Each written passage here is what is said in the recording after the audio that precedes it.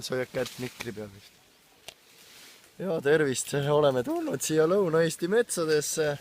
Vaatame, kuidas elavad siinsed metsloomad, täpsemalt siis Antsla linnas ja Väimela vallas. Nimelt siis siin on Jõhviku tuussurruis. Ja selline metsik loodus meid siin valdamas on. Siin on põõsad ja meil on siin, oleme siin tulnud džunglisse. Nimelt siis meie all, keda me ei ole veel näidanud, on üks suur loom. See loom on elevant.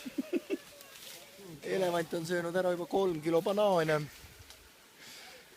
Ja elevandil on kõht täis. Nüüd me läheme siit mäest ülesse.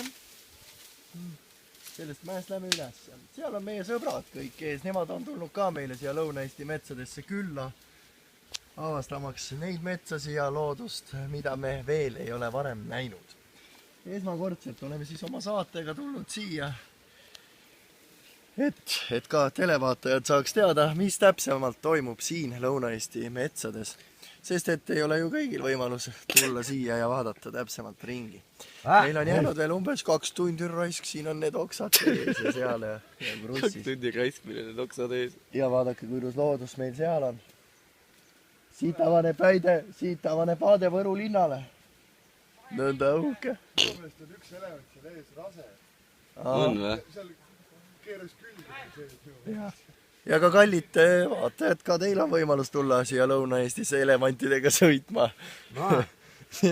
Elevandid said eile, jõudsid kohale ja täna teeme juba siin proovisõitu. Ja meie juht, kelle nimi on Andrei. Hello, Andrei. Can you say hello? Andrei. Can you say hello? Hello. Hello. Good.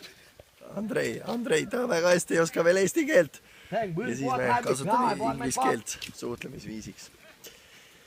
Ja nõnda meie telesaade lõpeb siit sinna metsadesse.